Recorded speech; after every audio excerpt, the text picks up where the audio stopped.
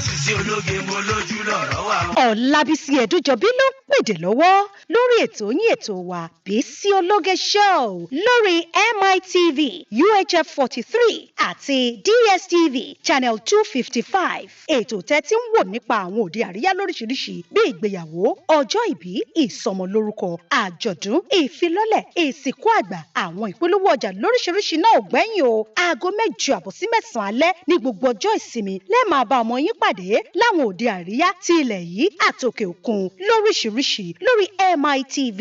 Fún ìpolówó ọjà yín ẹ pè sórí 0803 329 1869 àti 0812 158 4400 tàbí sórí ímeèlì wa bisiologe@yahoo.com. Bó sì jẹ́ lórí wẹ́bsáìtì wa www.bisiologeshow.com.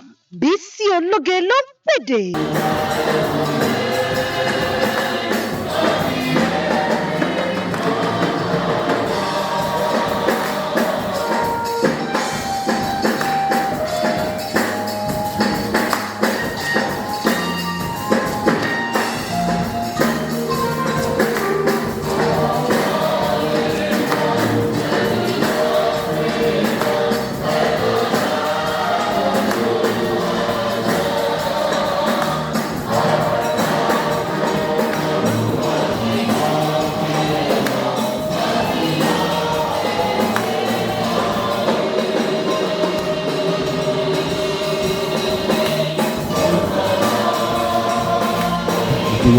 àbúrò wọn lọ́rùn gbogbo ọmọ ìjà pátápátá pé a kú ọdún èmi o a kú ìyèdún rẹ̀ mi wá ṣe púpọ̀ o bá a ṣe ṣèyí àtúnṣe mi o àní dààmú àní sọnù tọmọtọmọ tilétilé.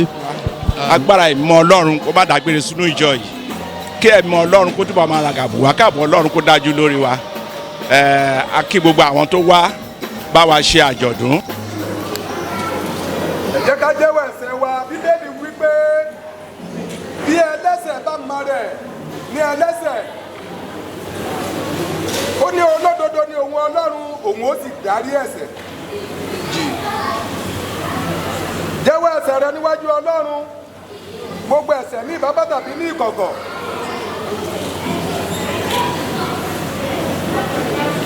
kí Olúwa kí ó gbọ́ kí ó sì dárí gbogbo ẹ̀bi ẹ̀ṣẹ̀ wa jì wá.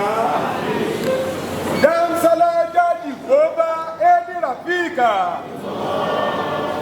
a ó máa fi tọ̀wọ̀tọ̀wọ̀ wí tẹ̀lé mi wípé Ọlọ́run ṣàánú fún mi gẹ́gẹ́ bí ṣeun fẹ́ rẹ gẹ́gẹ́ bí ìrọ́nú ọ̀pánú rẹ nu ìrékọjá mi nù kúrò wẹ̀mí dé wẹ̀mọ́ kúrò nínú ẹ̀ṣẹ̀ déédéé mi kí o sì wẹ̀mí nù kúrò nínú ẹ̀ṣẹ̀ mi nítorí tí mo jẹ́wọ́ ìrékọjá mi ní ìgbà gbogbo lé ẹ̀ṣẹ̀ mi bẹ níwájú mi.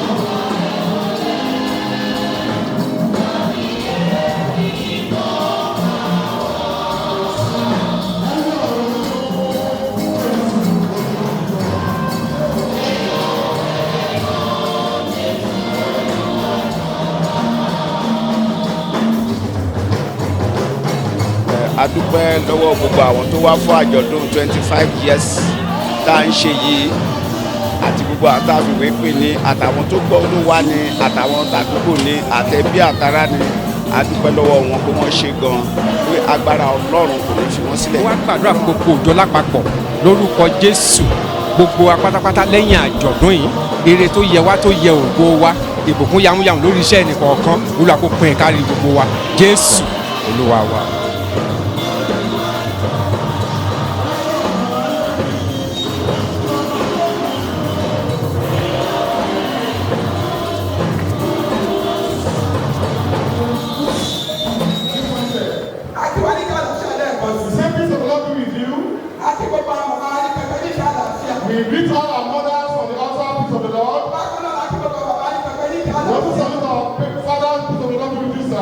àti gbogbo àwọn àlejò tí ó wá ní ìdí àlàáfíà. The person say peace of Lord to all our visitors that have come to grace àti today. gbogbo àwọn bàbá ní ìdí àlàáfíà. We also greet our fathers, peace of Lord be with you. mo gbàgbé àgbẹ̀ ní orúkọ Jésù àyàtàlásà tẹ̀sílẹ̀ yìí sí ẹ̀ padà balẹ̀ yìí. I pray that indeed I shall return home back home in Jesus' name. gbogbo ìjọ ọlọ́run tí ẹ ṣe sí ẹ̀tì àti wá sí orí òkè lónìí ní orúkọ Jésù kan lónìí fún ọdún kò ní fún ẹni kan. The church of the Lord that you led here to come and grace situation, the Lord will need to wax strong in Jesus' name. lẹ́ẹ̀kan sí mo kí wa ní ká àlàáfíà. Once again, I say peace of the Lord. àlàáfíà ló wà kò ní sí wá sí. A dúpẹ́ lọ́wọ́ Ọlọ́run pé àjọ̀dún ọdún kẹẹ̀ẹ́dọ́gbọ̀n oṣooju wa mo wá gbàdúrà pé oore tọ́lọ́run ti ń ṣe nínú ìjọ kọ́lọ́ má dáwọ́ ẹ̀ dúró gbogbo ìta wa ṣe lẹ́yìn kọ́lọ́run kó fi ìbùkún sí èrè tó wà lẹ́yìn àjọ̀dún kọ́lọ́run kó fi kárí gbogbo ọmọ ọjọ́.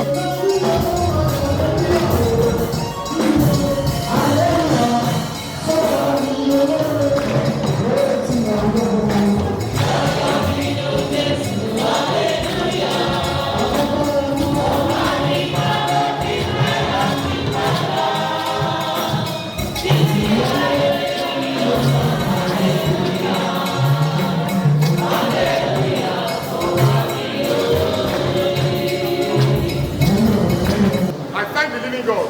Ọlọ́run tó ní ìtẹ̀dó ilé ìjọsìn yìí. The Lord that is the foundation of this church. Ògo ni fún Ọlọ́run. Glory be to God. Ògo ni fún Ọlọ́run. Glory be to God. Mo ní ògo ni fún Ọlọ́run. Ọba ńlá tó sọ aginjù di ìlú. The great land that found the. Igbó àwọn ọ̀pọ̀ igbó àwọn ìnàkí. This happened to be the bush for the monkeys. Ògo ni fún Ọlọ́run. Glory be to God. Mo dúpẹ́ lọ́wọ́ Ọlọ́run. I thank God. Níbo ni ká ti bẹ̀rẹ̀ níbo ni ká parí ẹ̀ sí? Where shall we stand and where shall we end? Ṣùgbọ́n Ọlọ́run bá ní jẹ́ Ọlọ́run ọlọ́pẹ́ ọ̀pẹ̀ tẹ́lá. For the Lord is the Lord of thanksgiving. Olúwa ṣe. God thank you. Ìwà láti gbàdé lákòókò. I've not come to take your time. Mo wá láti kí ẹ̀yin bàbá mi àti ẹ̀yin màmá mi. I have come to welcome and greet my fathers and my mother. Àti ẹ̀yin ẹ̀gbọ́n mi àti ẹ̀yin àbúrò mi àti ẹ̀yin ọmọ mi. And you, my brothers, my sisters, and my children. Mo wá kí yín lè ṣe. I have come to say thank you. Mo kí yín bá kú tọ́jú mi. I say thank you for taking care of me. Mo kí yín bá kú ṣokú àánú ayé mi ni. Àìkọ́rí tí a fẹ́ fi bára sọ̀rọ̀ ní àkọ́rí tí a wà nínú ìwé ìwàásù wa The yìí. mighty power of God. Agbára ńlá Ọlọ́run. Who can face the mighty power? Ta ni ó lè kojú agbára ńlá Olúwa? The Bible says in Psalm 62 verse number 12. Bíbélì sọ nínú ẹ̀ Psalm 62. 62 verse 11. It says, God has spoken once and twice have I heard it. That power belongs to God. Ó ní ẹ̀rọ kan ní. Ọlọ́run sọ̀rọ̀ lẹ́ẹ̀kan ẹ̀ẹ̀mejì ni mo gbọ́ lu àwọn ní agbára. God has spoken once, twice have I heard it. The power belongs unto God. Nítorí àkókò mi àwọn kan bíi méjìlá ni mo kọ tẹ́lẹ̀ ṣùgbọ́n máa sọ̀rọ̀ lórí mẹ́rin. Because of my time, I've stated 12 items to speak about, but because of time, I'll talk on 4. Àkọ́kọ́ The first one, sóhun tí a lè fi wé agbára Ọlọ́run. there's nothing that can be compared with the power of God. Agbára Ọlọ́run ó ju ohun tí ènìyàn lè imagine. The power of God is beyond what one can comprehend. Agbára Ọlọ́run ló sustain màmá ní àkókò yìí. It is the power of God that sustained mommy up to this time. Màmá Adébáyọ̀. Mommy Adébáyọ̀, Ìyá ẹgbẹ́ mọ̀ pé àwọn ìjọba ti wà kí ẹ tó débí ní 25 years ago. do you know that there are some churches that have been here 25 years ago? Ìyá ẹgbẹ́ mọ̀ pé àwọn ìjọba ti wà ní àkókò tẹ́lẹ̀ bẹ̀rẹ̀. Do you know that there are churches that were existing at the time you started? Ìjọba bẹ́ẹ̀ mọ̀ pé sì àwọn ìjọ tí a sọ wọ̀nyí wọ̀ sí wọn. Mommy, do you know that those churches that we talked about, they are no more now? Kí ló fà á? What caused this? Power Ọlọ́run. Is the power of God. Olójẹ́ kẹ́ ẹ wà. It is the one that made you to Olójẹ́ be bá alive. ẹ sọ ọmọ pé Ọlọ́run sọ ìgboro di ìlú. When you said that Àwọn God sọ told, igbó di ìlú. He turned the bush into a town. Mo mọ̀ pé ìgbà tí ẹ dé ibí yìí. I knew that at the time you came here, Tó bá jẹ́ bá àwọn ṣe bẹ̀rẹ̀ ní. if it is the way we are Àwọn operating, ìlú yín àwọn ìlú àlùmọ́lẹ̀ ni. all your drums were the drums that you beat locally. Àwọn àlùmọ́lẹ̀ ẹ̀ẹ́dẹ̀ lè kó lọ ẹ̀ẹ́dún lè fi sínú church nítorí pé church ò tí ì lè dá protection. And those things you cannot take them. Báwo sit down sit down. Ìtumọ̀ àjọ̀dún ni pé kéèyàn jókòó kó ka oore tí Ọlọ́run ṣe dàtí ẹ̀mí ìmoore ẹ̀mí ìdúpẹ́ ó ní ti àjọ̀dún tí ò ní mo wá gbàdúrà fún ìjọ Ọlọ́run wípé ìjọ Ìrètí Ògo Òkè Àánú headquarters àti gbogbo ẹ̀ka rẹ̀ wọ́n á máa lọ síwájú àánú Ọlọ́run ò ní fi wọ́n sílẹ̀. Orúkọ tèmi ni Ṣeun Ọlágúnjú oníròyìn tó mòye ẹ máa wo Bísí Ológe show.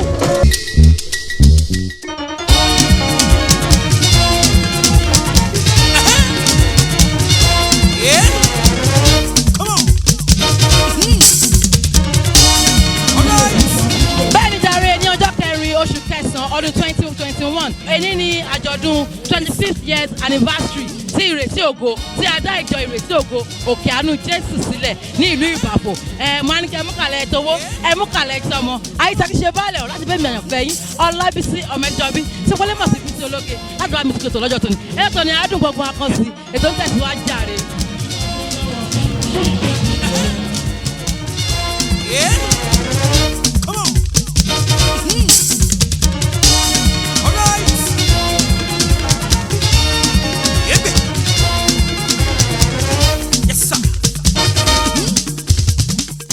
Oya mẹ́ta lọ́kàn ó ṣeun ó ṣe Olúwa.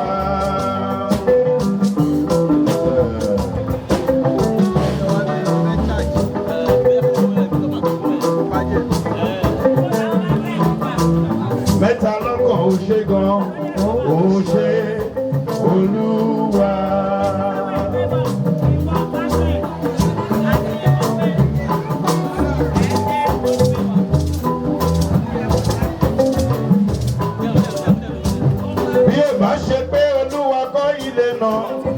Òṣìṣẹ́ ń ṣe lásán.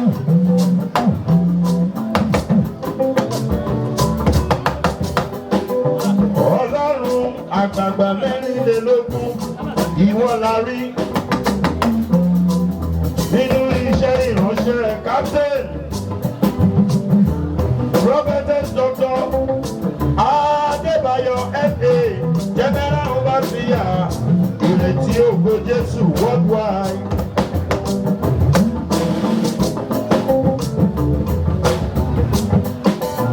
Ọlọ́run Mósè Orímọládé tó ọláṣẹ ìwọ la rí.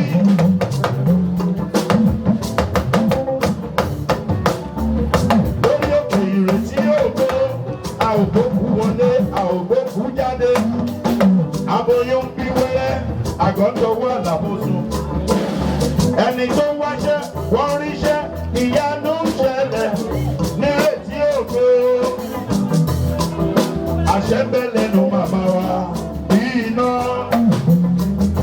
Ìbùkún ń bẹ lórí òkè Ìrètí Ògo. Mẹ́ta lọ́kàn ó ṣeun ó ṣe Olúwa.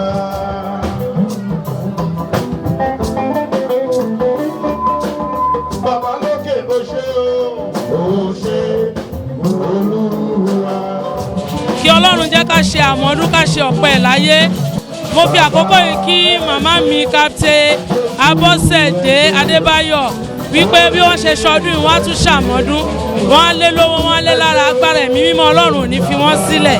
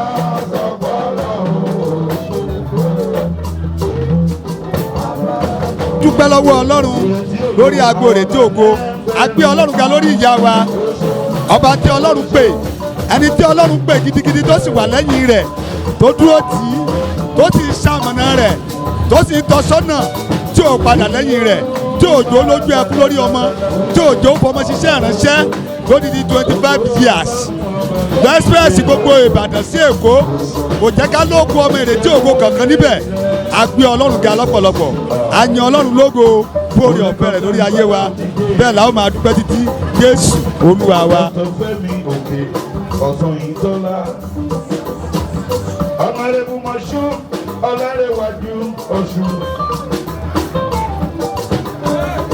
olóríire mothers of the day Princess Dr. Toyin Kọ́ládé Ìyálájé Oòduà Apostle Ìbílọ́lá Ṣọ́lájà Ìyálọ́jà gbogbo dálé gan. Royal Father of the day, His Royal Majesty.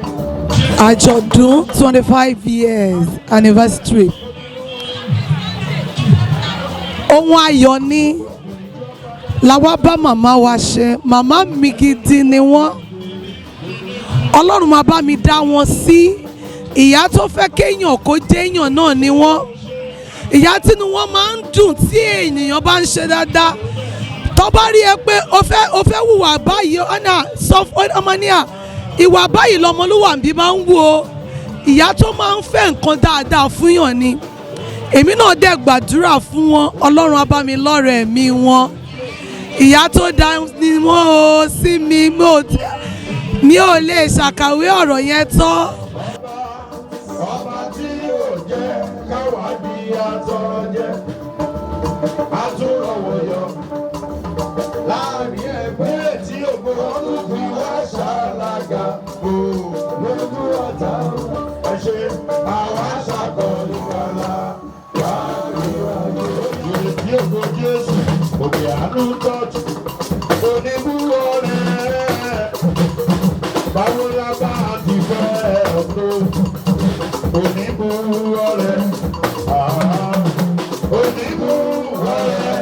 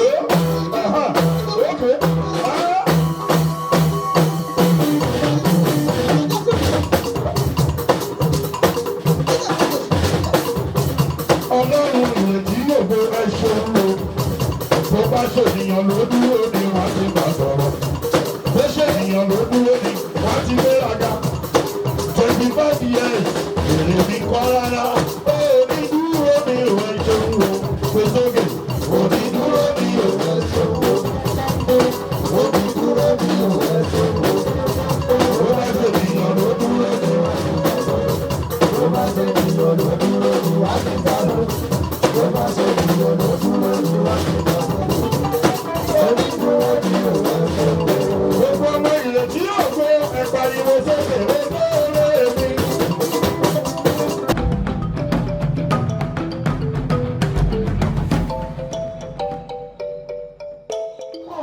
social club pẹ̀lú ìyá àdúrà wọ́n fẹ́ jó bóyá ọ̀rẹ́dẹ́gbẹ́ social club ọbẹ̀ pẹ̀lú ìyá àdúrà Margaret Adébáyọ̀ wọ́n fẹ́ jó báyìí ọ̀lẹ́yìn ìjọba ọkọ̀ ìjọ Àdùkẹ́ gold pẹ̀lú gbogbo ìrètí ògo 1 ìrètí ògo 2 ìrètí ògo 3 ìrètí ògo 4 àwọn àwọn ìjọ pẹ̀lú Àdùkẹ́ gold yes Àdùkẹ́ gold bad man on stage alongside Táíwò Yorùbá mẹ́ ẹ̀ẹ́dẹ́ ká jọ ṣẹ́pọ̀ oyè ọ̀yà ìyá ọ̀ṣẹ́pọ̀ yẹn nítorí ògo náà ni bí mo ṣe yà fọ́tò nítorí ògo náà ni. Èmi á dúró ti Jésù nínú ìrìn àjò ayé mi tọrọ òun ló lè gbà mí tó lè bá mi tó lè bá mi tọrọ òun ló lè gbà mí ẹsẹ̀ mi má ṣe é. Má dúró ti Jésù nínú ìrìn àjò ayé mi tọrọ òun ló lè gbà mí tó lè bá mi. Ṣé ló lè gbà mí ẹ̀kọ́ ẹ̀ ẹsẹ̀ mi má ṣe é.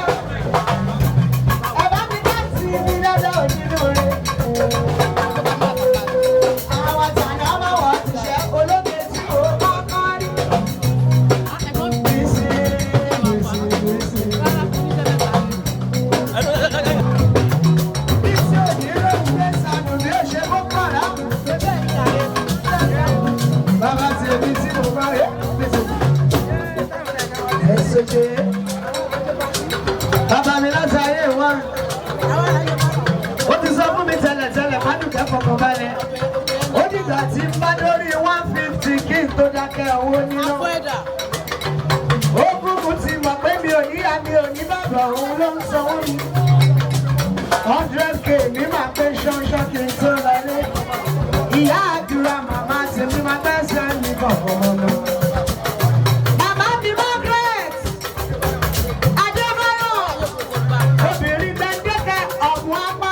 Sure.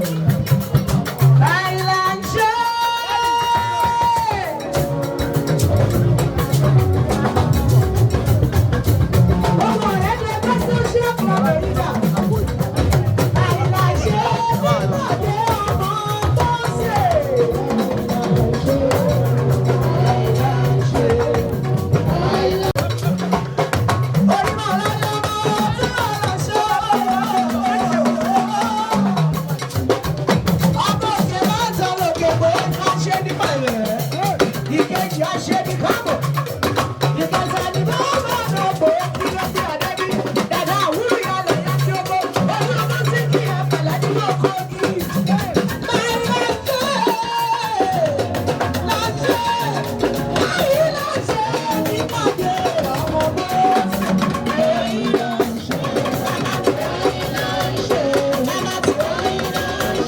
màmá mi nínú Olúwa pé wọ́n kú oríire ọjọ́ ìní pé ọjọ́ ìní ṣẹ́jú wọn mo jẹ́ ìkan nínú lára àwọn ẹ̀ka tó jáde láti ara ìjọ màmá wa tó jẹ́ ìjọ ìtẹ̀dó àlàáfíà ìrètí ògo tẹ̀ mo dẹ̀ gbàdúrà fún ọ pé kí Olúwa kó bá fún màmá wa ní arúgbó ẹ̀mí kí ìpè wọn kó máa fọhùn títí gbogbo tó Olúwa fi fún ìjọ náà gbogbo náà má ṣe dágbére ẹ̀mí gígùn àtàlàáfíà tó máa fi ṣọ̀pọ̀lọpọ̀ ọdún kó lọ́ọ́ bá mi yànjẹ́ fún ọ.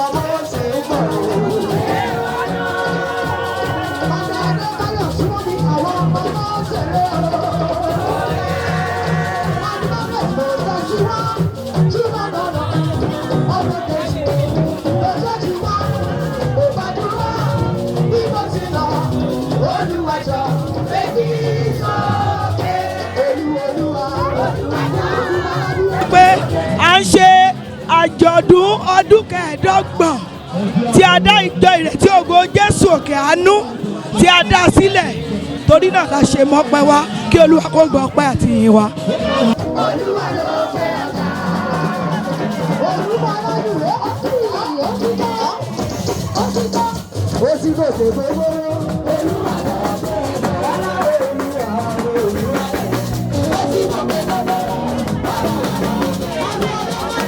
orí ọ̀fẹ́ tí a rí gbà láti rí ọjọ́ tòní láyọ̀ àti àlàáfíà. Today is the 25th year anniversary of Ìrètí Ògo Jésù Òkè Àánú. We thank God that it was a success. We thank God for those that came. We appreciate God for making today a wonderful day. Even though a lot of things happened, ọ̀pọ̀ òjò ló rọ̀ tílẹ̀ ti fi mu, but we appreciate God.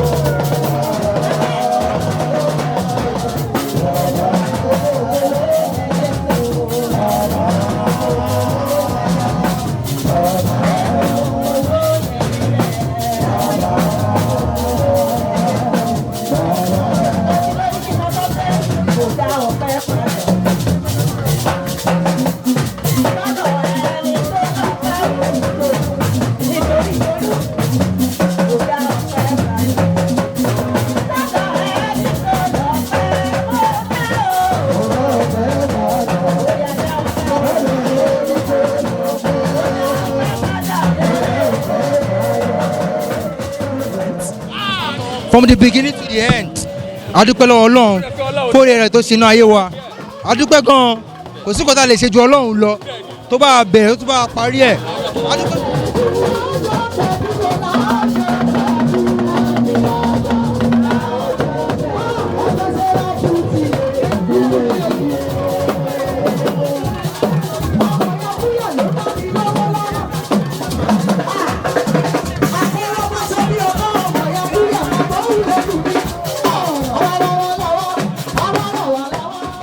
Ajé 25 years church Ìrètí Ògo, ìjọ mi, ìjọ Bísí Ológe, ìjọ gbogbo wa, ìjọ kẹ́yìn tí Ọlọ́run fàṣẹ sí 25 years anniversary la ṣe ìdájí celebration.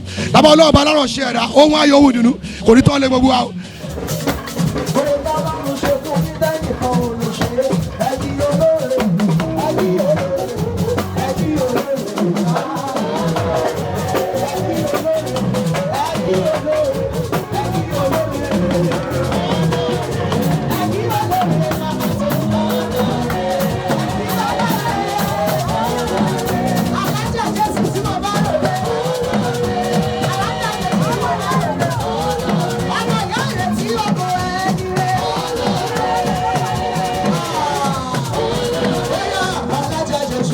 gan-an pé Ọlọ́run ṣeun, pé àánú Ọlọ́run kó dúró títí láéláé.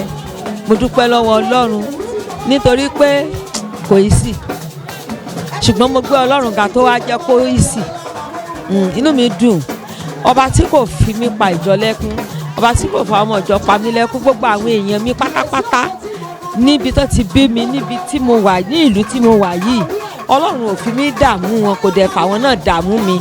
mo gbé ọlọ́run ga pé ọlọ́run jẹ́ kí iṣẹ́ rẹ̀ ṣe kó rọ̀ mí lọ́rùn inú mi dùn àná.